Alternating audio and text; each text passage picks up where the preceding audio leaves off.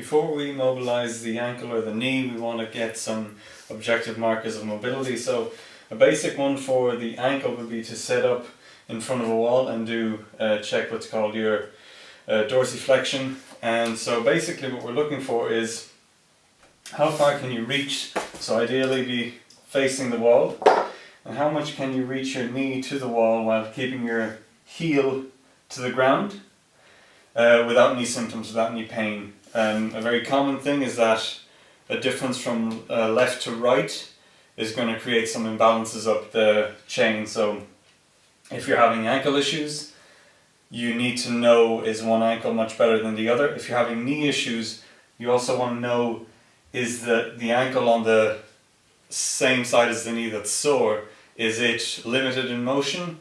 And if it is, that's something we want to address. So if you're suffering with knee pain, you also want to cover the ankle mobility as well as the knee mobility. So you're just going to set up in front of a wall, and so that's comfortable, so I can inch back a tiny bit. Try the same thing, and basically I'm seeing how far back I can go until I need to lift my heel to reach the knee to the wall. So whatever the furthest point is that I can reach the wall without my knee, or without my heel raising, that's my measurement, that's my point. So what we're going to do is you can take a ruler and you can measure that from the wall to where your big toe is. Obviously if there's like a skirting board, you want to account for that, and you always want to measure on the same wall so that you can check your progress over time and it's consistent. But the big thing with this is we're looking for a difference from left to right rather than a specific number. Obviously if you're really struggling to get any way back and flexing the knee, then you want to work on that. But the big thing we're going after is the difference from left to right. Now we want to check what's called plantar flexion of the ankle, and this is something you want to check for ankle issues as well as knee and even hip issues, perhaps even low back.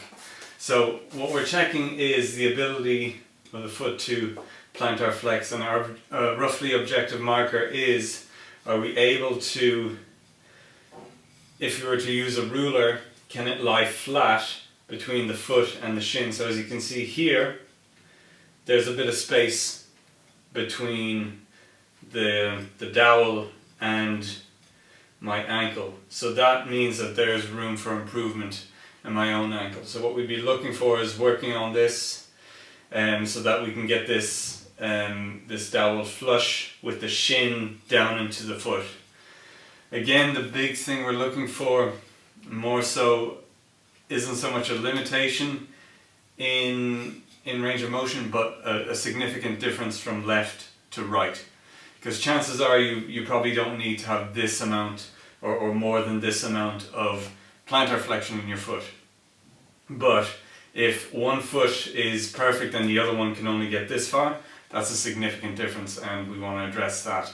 So we want to target the mobility of the ankle if we're having ankle issues, if we're having knee, hip or low back issues.